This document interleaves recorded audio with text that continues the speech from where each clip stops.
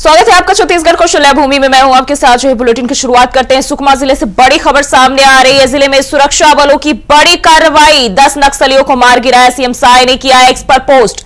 तो ये जानकारी सामने आ रही। नक्सलियों को लेकर 10 नक्सलियों को मार गिराया गया है। तो सुरक्षा बलों की ये बड़ी कार्रवाई सुकमा जिले से सामने आ रही है खबर। और सीएम साय ने एक्स पर पोस्ट किया है। सरकार के नक्सलवाद के प्रति जीरो टॉलरेंस की नीति। मुख्यमंत्री विष्णुदेव साय ने ट्वीट कर कहा है कि जीरो टॉलरेंस की नीति पर सरकार नक्सलवाद को लेकर काम करती है। बस्तर की शांति और सुरक्षा सरकार की प्राथमिकता। शांति, विकास और प्रगति का दौर लौट आया। सीएम साय ने कहा है सुरक्षा बलों को सीएम साय ने बधाई भी दी है। तो छत्तीसगढ़ से नक्सलियों का सफाया तय है, ऐसा मुख्यमंत्री ने कहा है।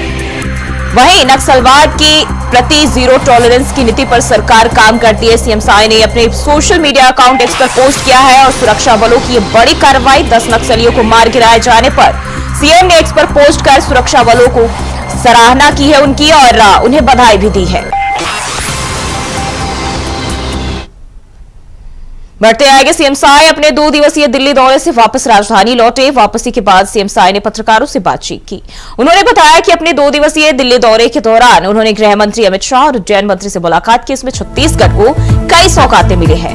छत्तीसगढ़ में नक्सलवाद के खिलाफ जारी लड़ाई की जानकारी दी। इसके अलावा उन्होंने छत्तीसगढ़ में बस्तर में चल रहे ओलंपिक के समापन समारोह में सम्मिलित होने के लिए भी आग्रह किया। सीएम साय ने कहा कि छत्तीसगढ़ पुलिस के लिए बड़े सौभाग्य का विषय है कि छत्तीसगढ़ पुलिस को राष्ट्रपति पुलिस कलर्स अवार्ड घोषित किया गया है, जिसका भव्य समारोह होता है और उसमें भी शामिल होने के लिए केंद्रीय गृह मंत्री से आग्रह किया है। दोनों कार्यक्रम में आने के लिए उन्होंने सहमति भी दी है। हम अभी 2 दिन के दिल्ली प्रवास में थे और कल माननीय गृह मंत्री श्री अमित शाह जी से भी मुलाकात किया और उनसे छत्तीसगढ़ में जो गतिविधियां हैं, नक्सलवाद के साथ जो लड़ाई लड़ रहे हैं, वो सब जानकारी उनको दी। और अभी छत्तीसगढ़ बस्तर क्षेत्र में बस्तर ओलंपिक चल रहा है, उसके समापन समारोह में मुख्य अतिथि के रूप में शामिल हों, इसके लिए भी उनसे आग्रह किया। और छत्तीसगढ़ पुलिस के लिए बड़ा सौभाग्य का विषय है कि छत्तीसगढ़ पुलिस को राष्ट्रपति पुलिस कलर्स अवार्ड घोषित हुआ है, जिसका समारोह बड़ा भव्य होता है। उसमें भी मुख्य अतिथि के रूप में शामिल होने के लिए माननीय गृह मंत्री जी को आग्रह करके आए हैं और वो दोनों कार्यक्रम में उन्होंने सहमति दी है, वो आएंगे और उसमें शामिल होंगे। केंद्रीय नागरिक उड्डयन मंत्री श्री राम मोहन नायडू से भी मुलाकात किया और उनसे जो प्रदेश में उड्डयन के क्षेत्र में जो आवश्यकताएं हैं उनके विषय में अवगत कराया और बड़ी सार्थक चर्चा हुई है उनसे। और शीघ्र ही अधिकारियों का बैठक होगा, प्रदेश और केंद्रीय अधिकारियों का, और हमने मांग रखा है कि जो अपना एयरपोर्ट है रायपुर, इसको इंटरनेशनल एयरपोर्ट बनाया जाए, यहाँ इंटरनेशनल कार्गो बनाया जाए। और अभी पिछले समय माननीय प्रधानमंत्री जी अंबिकापुर एयरपोर्ट का इनॉग्रेशन किए हैं, तो वहाँ पर शीघ्र फ्लाइट चालू की जाए। तो आने वाले 15 दिसंबर से फ्लाइट चालू हो रही। और मुख्यमंत्री विष्णुदेव साय ने अपने परिवार के साथ साबरमती रिपोर्ट फिल्म देखी और इस फिल्म में 22 साल पहले गुजरात के गोधरा में हुए ट्रेन हादसे की कहानी की सच्चाई को दिखाने की कोशिश की गई है। फिल्म की डायरेक्टर एकता कपूर और फिल्म की नायिका रिद्धि डोगरा भी इस मौके पर मौजूद रही। सीएम साय ने द साबरमती रिपोर्ट फिल्म की प्रशंसा करते हुए कहा कि यह फिल्म इतिहास के भयावह सत्य को उजागर करने का सराहनीय और प्रभावशाली प्रयास है। इसके साथ ही सीएम साय ने बताया कि फिल्म को प्रदेश में टैक्स फ्री किया गया है ताकि ज्यादा से ज्यादा युवा फिल्म देखें और गोधरा की सच्चाई जाने।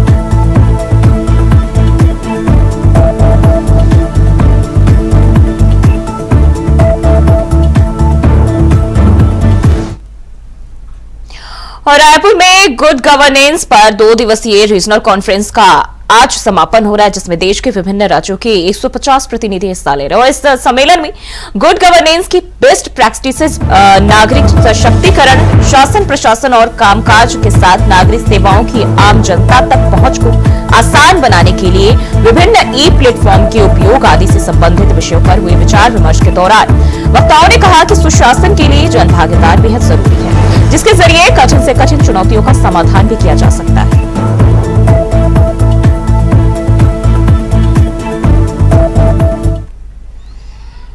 और शिक्षा विभाग का एक और कारनामा सामने आया है। बच्चे पढ़ेंगे तो देश बढ़ेगा, देश का विकास होगा। यह नारा सिर्फ कहने सुनने के लिए ही अच्छा लगता है।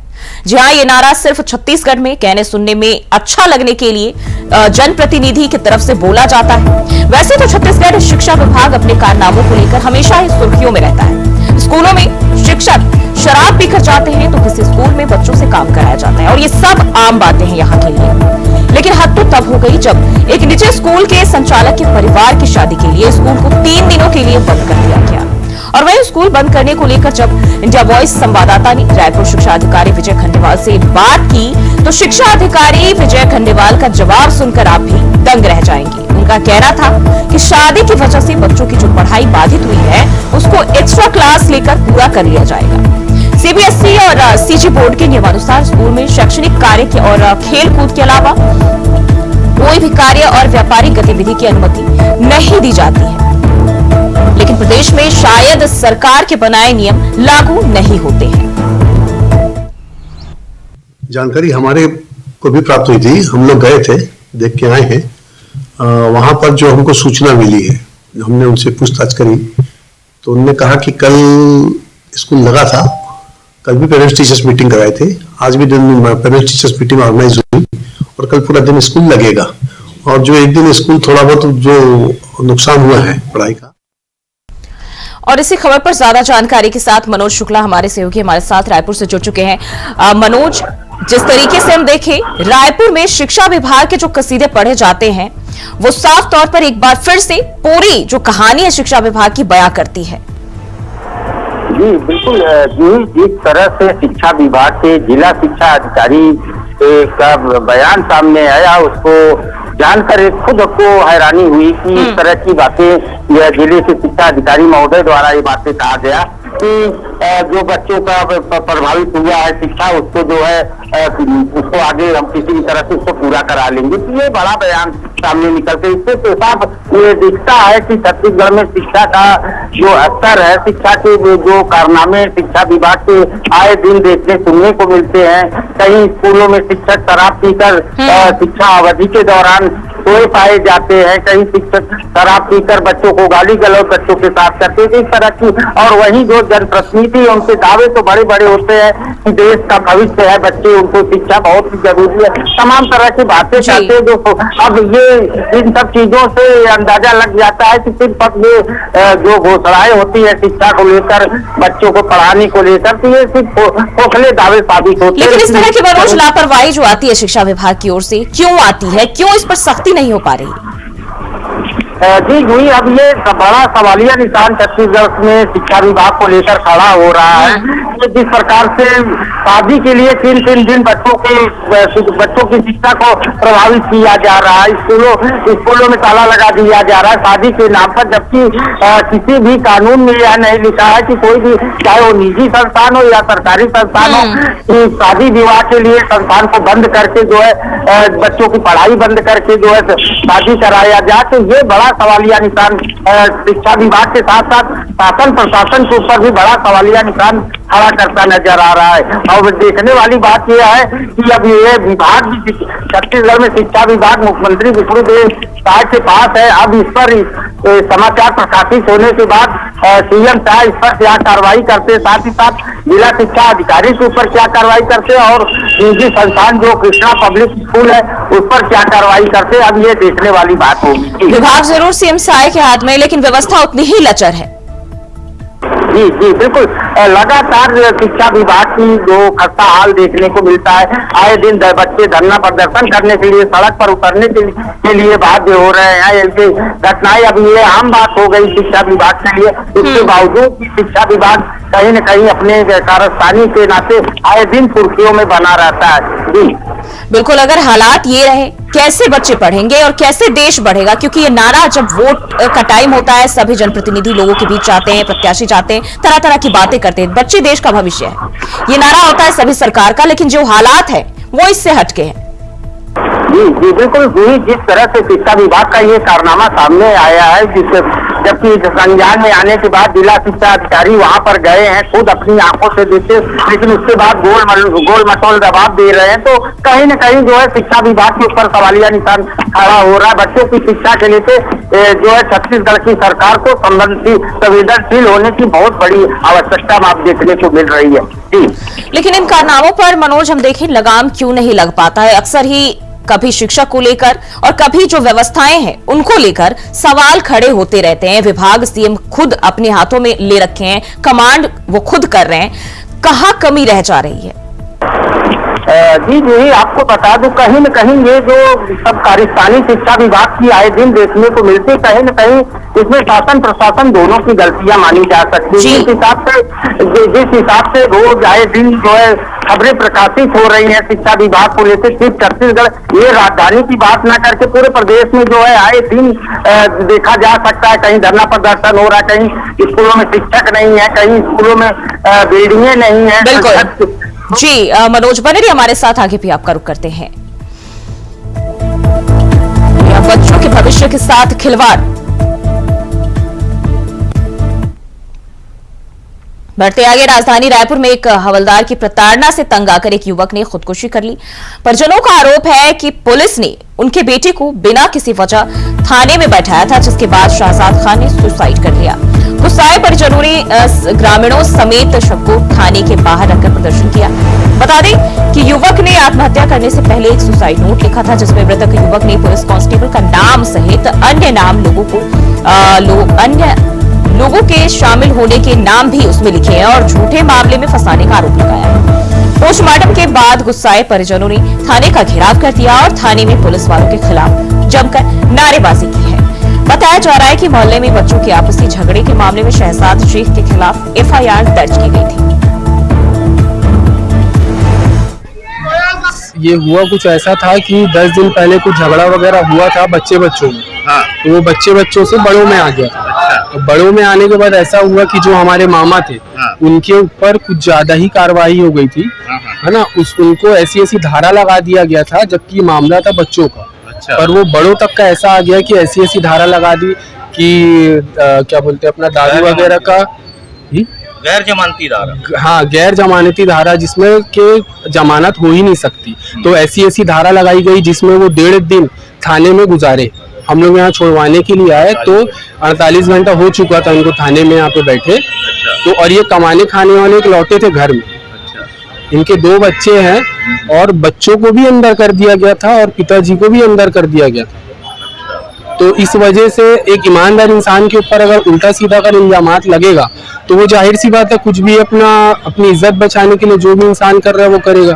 तो वो इंसान के ऊपर ऐसा इल्जाम लगाया गया कि वो आज इस पोजीशन। और एक बार फिर से मनोज शुक्ला का रुख कर लेते। मनोज, क्या है ये पूरा मामला? युवक ने पुलिस पर प्रताड़ित करने का आरोप लगाया सुसाइड नोट में।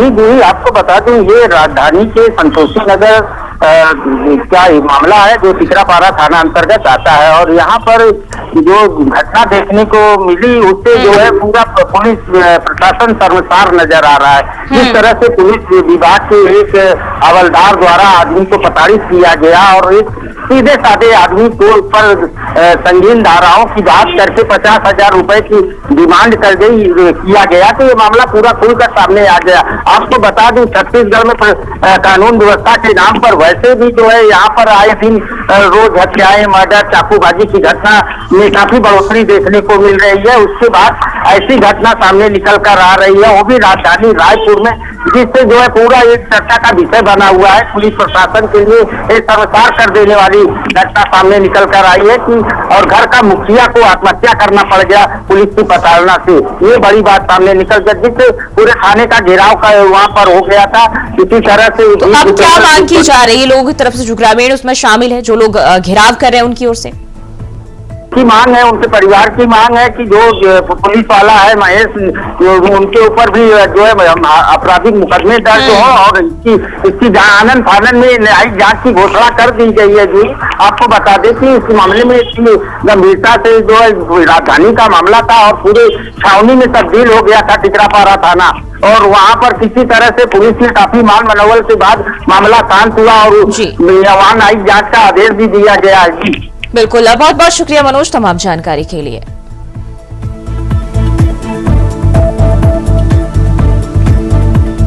तो पुलिस पर प्रताड़ित करने का आरोप लगाया, परिजनों ने थाने का घेराव किया है।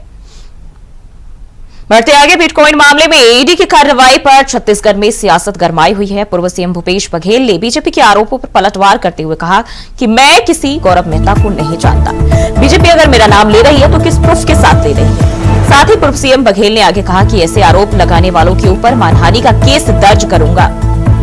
बता दें कि इस मामले में मुख्यमंत्री विष्णुदेव साय ने भूपेश बघेल पर निशाना साधते हुए पूछा था कि गौरव मेहता और भूपेश बघेल के बीच रिश्ता क्या है। वहीं धान खरीदी को लेकर पूर्व सीएम भूपेश बघेल ने कहा कि राज्य सरकार किसानों को ठगने का काम कर रही है।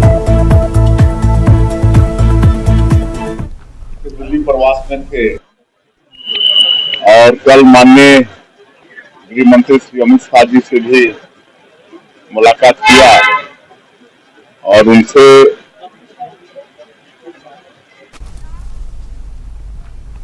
बढ़ते आगे, खबर छत्तीसगढ़ के बालोद से, जहां नगरीय निकायों में काम करने वाले प्लेसमेंट कर्मचारी हड़ताल पर चले गए। अचानक हड़ताल पर जाने से विभाग का काम ठप पड़ गया।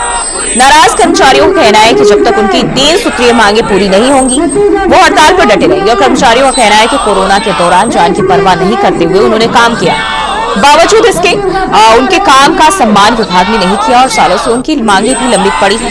3 सूत्रीय मांगों को लेकर प्लेसमेंट कर्मचारी संघ नए बस स्टैंड परिसर में हड़ताल पर बैठे हैं और उनकी मांगे की ठेका प्रथा के तहत होने वाले भुगतान को जल्द से जल्द बंद किया जाए।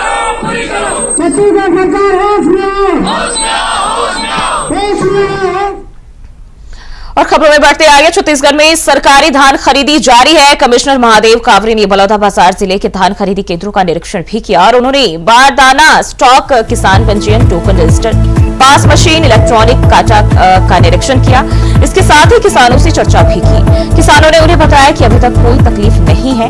बलौदाबाजार जिले में अब तक 3,875 टन धान की खरीदी हो चुकी है। 7,000 से अधिक किसान धान भी बेच चुके हैं। 54 करोड़ रुपए उनका भुगतान अभी तक दिया जा चुका है। और इसी खबर पर ज्यादा जानकारी के साथ प्रदीप महेश्वरी बलौदाबाजार से हमारे सहयोगी जुड़ चुके हैं। प्रदीप, धान खरीदी की प्रक्रिया शुरू हो चुकी है और इसके लिए कमिश्नर ने धान केंद्रों को जाकर जो है वहां पर निरीक्षण भी किया है। मैं बता दूं कि पिछले साल ये शिकायत मिली थी कि धान के अधिक तौल हुआ, 63 या 75 तौल अधिक तौल हुआ था, किसानों ने शिकायत की गई थी। और शिकायत के कारण इस वक्त सरकार को सख्त निर्देश दिया गया था कि इलेक्ट्रॉनिक तौल से ही किसानों के धान को तौला जाए और किसी प्रकार का अधिक तौल की शिकायत मिलने पर उस फर्ज इंचार्ज होते हैं, जो सोसाइटी के जो प्रबंधक होते हैं, उनके ऊपर कड़ी कार्रवाई की जाएगी। इस पर आदेश शायद बिल्कुल दिया गया था कि पिछले साल बहुत शिकायत आई थी कि 55 किलो तक धान, किसानों का धान, ये जो यहाँ के जो सोसाइटी के जो कर्मचारी होते हैं, तौल करने वाले जो मजदूर होते हैं, जो यहाँ पर हिमाल कहा जाता है, बहुत अधिक तौल लेते थे, जिससे किसान बहुत परेशान होते थे। और इसी पर लगातार यहाँ पर चौकसी बने एक निरीक्षण टीम बनाई हुई है, जहाँ पर लगातार जांच की जा रही है और तौल किसानों को किसी प्रकार का कोई अधिक तौल न लिया जाए करके कल कमिश्नर साहब आए थे, महादेव कावरे साहब आए थे। इन्होंने 7-8 सोसाइटी की जांच की। वहाँ किसानों से पूछा कि कोई बारदाने कमी हो या आपके पास तौल में कोई शिकायत या टोकन नहीं मिल रहा हो या पेमेंट ऊपर तकलीफ हो, बताया। तो वो अभी तक की जो लगातार 7 दिन में से कोई शिकायत देखने को नहीं मिली है। लेकिन तो क्या अब बात करें तो अब किसानों की जो शिकायतें थी दूर हो रही है? जी, अभी तो लगातार जो यहाँ बलौदाबाजार जो कलेक्टर दीपक जो सोनी भी बहुत ही काम करने वाले व्यक्ति की श्रेणी में आते हैं, जो मेन कैडर में है, और उनके द्वारा भी लगातार छापामार कार्रवाई की जा रही है। तो इससे भी जो 166 सोसाइटियां हैं वहाँ जी। पर दहशत का माहौल है और अभी किसानों में इस पर शिकायत का माहौल देखने को तो नहीं मिला है। लेकिन निश्चित है कि यह जो तौल जो कनल जो महिमाल होते हैं वो पिछले वर्ष बहुत शिकायत आई थी और लगभग यहाँ पर 70 से 80 जो सोसाइटी के जो प्रबंधक उनको ट्रांसफर किया गया है और उनके द्वारा लगातार मॉनिटरिंग की जा रही शासन की ओर से और अभी तक लगभग 60,000 किसानों धान बेच चुके हैं और उनको लगभग 54 करोड़ रुपए का पेमेंट हो चुका है। लगभग 30,875 क्विंटल धान की अभी तक शासन ने धान खरीदी कर चुकी है।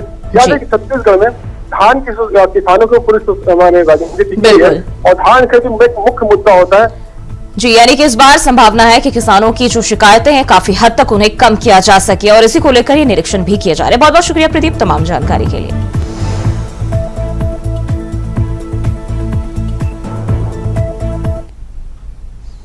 रुक करते अगली खबर की ओर। छत्तीसगढ़ में लोक स्वास्थ्य एवं कल्याण विभाग ने बड़ी संख्या में सरकारी चिकित्सालयों के डॉक्टरों का तबादला किया और इनमें से 3 डॉक्टरों को संचालनालय स्वास्थ्य सेवाएं में बतौर प्रभारी उप संचालक नियुक्त किया गया है।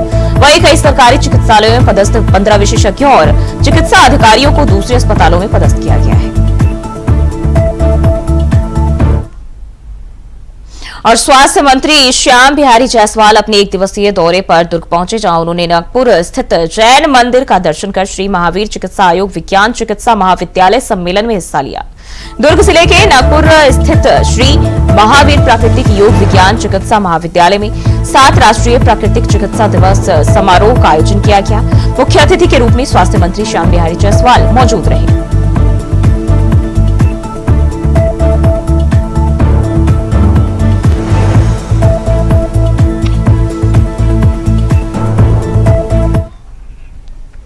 और रायपुर रेंज में जिला प्रशासन और पुलिस विभाग ने बड़ी कार्रवाई की है। रेंज के तीनों जिले रायपुर, बलौदा बाजार और महासमुंद में करीब 80,000 लीटर अवैध शराब नष्ट की गई है। बताया जा रहा है कि करीब 2.5 करोड़ रुपए की कीमत की बड़ी मात्रा में जब्त शराब को नष्ट किया गया है। प्रशासन ने बुलडोजर चलाकर हजारों लीटर शराब को नष्ट किया।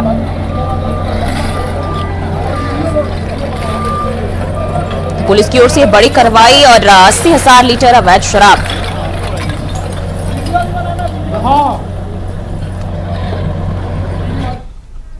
बढ़ते आगे खबर बलरामपुर से है, जहां मतदाता सूची तैयार करने में लापरवाही बरतने पर शिक्षक और पंचायत सचिव पर निलंबन की गाजगिरी।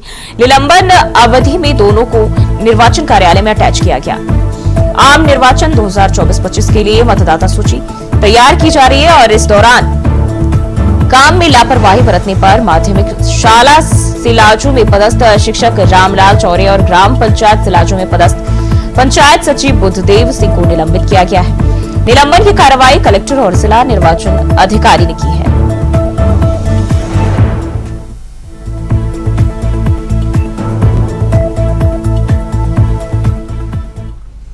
और वहीं सुपेला थाना क्षेत्र में हुए लूट के मामले में जेल में बंद आरोपी की मौत पर बवाल मचा हुआ है। दरअसल लूट के मामले में फरीदनगर स्थित बस्ती से पिंटू नेताम को गिरफ्तार किया गया था। बुधवार को दुर्ग सेंट्रल जेल में आरोपी की तबीयत बिगड़ने पर उसे रायपुर मेकाहारा में भर्ती कराया गया, जहां उसकी हालत नाजुक बनी हुई थी और गुरुवार को उसने दम तोड़ दिया।